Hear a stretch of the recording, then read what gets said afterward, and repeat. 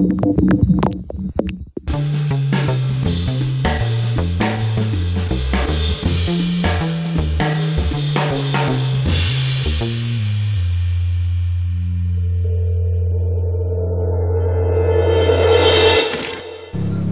les va? Con el doctor Diego Valadez dejamos pendiente para abordar, doctor, ¿qué piensas de esto en que por una parte el líder de la fracción de Morena en el Senado, Ricardo Monreal, dice que Morena buscará que haya una nueva sala, una tercera sala de ministros en la Suprema Corte para tratar asuntos relacionados con la corrupción?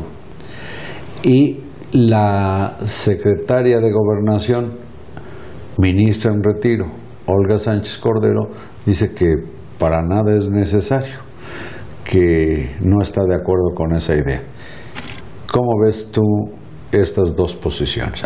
Y el presidente López Obrador dice que no tiene interés en que aumente el número de ministros de la Corte. Primero hay que considerar que ya el Tribunal Federal de Justicia Administrativa está facultado para constituir, para integrar secciones especializadas en corrupción. De manera que ya está previsto por la propia Constitución y por la ley correspondiente, la ley orgánica de este tribunal. Pero no hay magistrados ahí. Pero no hay magistrados, no han sido designados. Creo que lo primero que habría que hacer es designar esos magistrados que ya están previstos por la ley. Creo que son 3. Son más, no recuerdo el nombre. Los que fueran, pero ahí está ya, digamos... El instrumento ya está. El instrumento. Segundo, los temas de carácter general, o como carácter general podemos englobar como corrupción, ya están también previstos y son tratados. Las leyes anticorrupción. La Corte tiene 2 salas, una civil y penal y la otra administrativa y laboral. De manera que todo lo que corresponde a corrupción o cae en el ámbito administrativo o cae en el ámbito penal. De suerte que ya eso está siendo atendido. Yo más bien entiendo que el planteamiento que hace el senador, que bueno, él es un muy buen abogado y es un político muy experimentado, más bien va por el lado de desahogar el trabajo que en este momento tiene la Corte. Y creo que se deberían buscar ahí otro tipo de soluciones. Voy a ponerte un ejemplo, Carlos.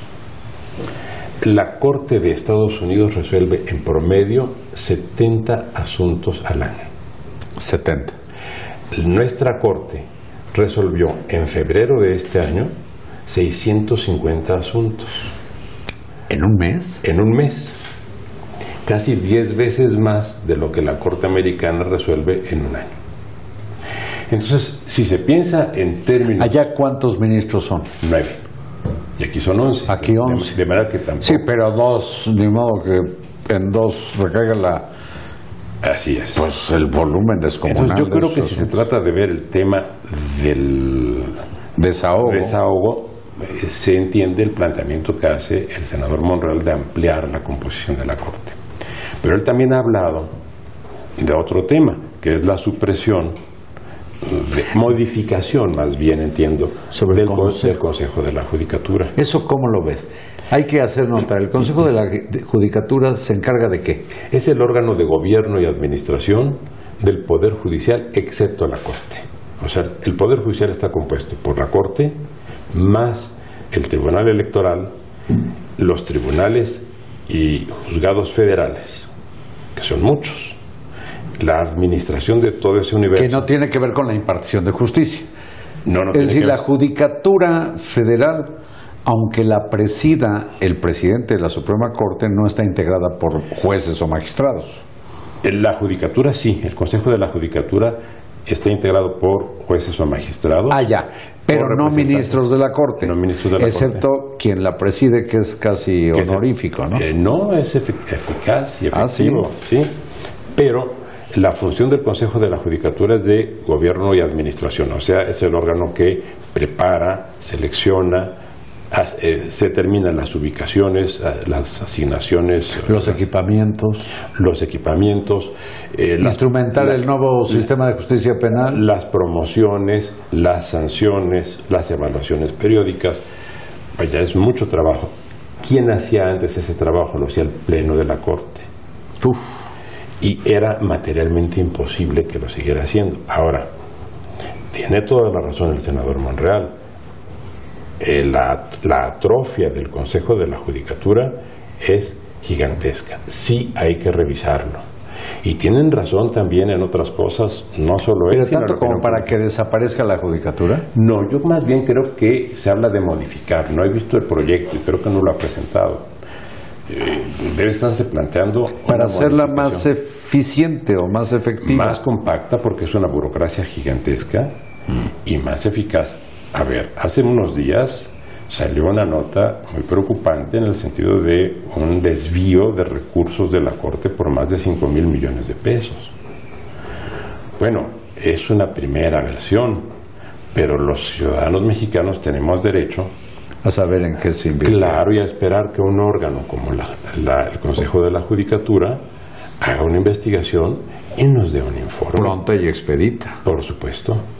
Eso lo exigimos los ciudadanos y lo esperamos, y creo que hacia allá va el senador Monreal cuando dice que hay que hacer una reforma profunda. En eso coincido plenamente. De lo de que la Corte tenga 16 ministros, ¿no estás de acuerdo? No los creo necesarios. Creo que lo que tendría que hacerse es una reforma en otro sentido, y es un planteamiento que ha hecho justamente el maestro Héctor Fixamudio, de quien hablamos en el programa anterior, y que hemos seguido muchos otros abogados, en cuanto a que la Corte se quede ya solo en su actual composición, sin modificar la composición, como un tribunal de constitucionalidad, y que haya abajo de la Corte y arriba de los tribunales existentes ahora un órgano intermedio que sea el que vea los temas de constitucionalidad. Yo leí también que se ha distorsionado el planteamiento del senador Monreal, diciendo que el gobierno querría con eso incorporar a la Corte un elenco de personas que le sean afines. Esto no tiene ningún fundamento. Todos los dos ministros, la ministra y el ministro que han entrado recientemente, son absolutamente independientes. Y los anteriores lo fueron totalmente independientes con relación a los presidentes que los nombraron. O sea, la autonomía de la Corte es clarísima. Los haya promovido que no se haya promovido. Así es. Ahora, a propósito de independencia, ¿cómo ves tú esto de lo que algunos leen como el debilitamiento de las instituciones autónomas? Debilitamiento impulsado por el actual gobierno. Las instituciones autónomas tienen muchos problemas. Uno de ellos es que rompen el esquema constitucional mexicano de la soberanía popular. El tema es muy complejo. La Constitución dice que la soberanía recae en el pueblo, de manera esencial y originaria. Y luego dice que nosotros, el pueblo, ejercemos nuestra soberanía a través de los poderes constituidos. Y la Constitución nos dice que son 3, ejecutivo, legislativo y judicial. Si hay órganos a los que la Constitución les da autonomía, o sea que no dependen ni del ejecutivo, ni del legislativo, ni del judicial, quiere decir que son órganos que están por encima de nosotros, de los soberanos. O sea, son órganos no solo autónomos, metaconstitucionales, son órganos suprasoberanos, están por encima de la soberanía popular. Ahí, doctor Valadez, creo que te acabo de atrapar. Tú has dirigido el Instituto de Investigaciones Jurídicas, eres universitario a mucha honra, pero la Universidad Autónoma de México, como muchas otras en el país, pues son entidades autónomas. Sí. ¿Y tú dices que están por encima? Es que la Constitución se refiere a las universidades a las que la ley confiera autonomía. Las universidades son autónomas, no son órganos constitucionales autónomos. Ya. Son órganos autónomos por ley, no por la Constitución. Autónomos en su operación. Así es.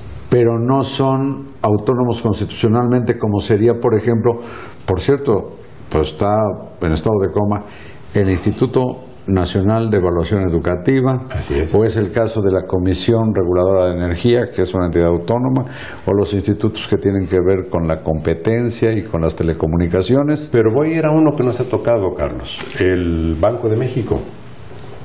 A ver, nadie lo ha tocado, ¿verdad? Pero, ¿qué pasa con el Fondo Federal en Estados Unidos? ¿Es autónomo del Congreso? No al gobernador del fondo lo vemos permanentemente rindiéndole cuentas al Congreso de Estados Unidos. Sí. Y los titulares de los bancos centrales de Inglaterra o de Francia o de España no van a los respectivos órganos parlamentarios a dar informes. En México, ¿no? Que sí, en México, ¿no? Nunca había pensado en ese ángulo. Entonces, el Banco de México, por ejemplo, es una entidad autónoma. Está por encima de la soberanía popular. No responde a nadie.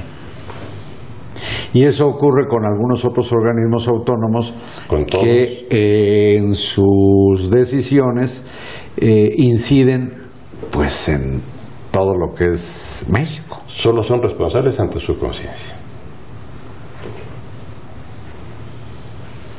Diego Valadez es un tanque en materia de legalidad.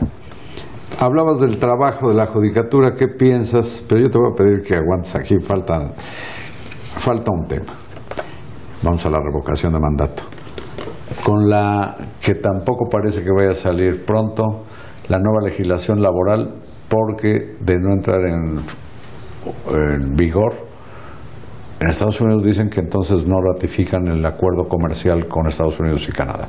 Claro, para Estados Unidos es muy importante que haya una mayor actividad y presión por parte de las organizaciones sindicales en México para compensar un poco las diferencias salariales. Y en lo que respecta a nosotros, creo que también está bien que los trabajadores ganen mejor y que haya mayor autonomía en los sindicatos. Yo creo que ahí ganamos los dos países.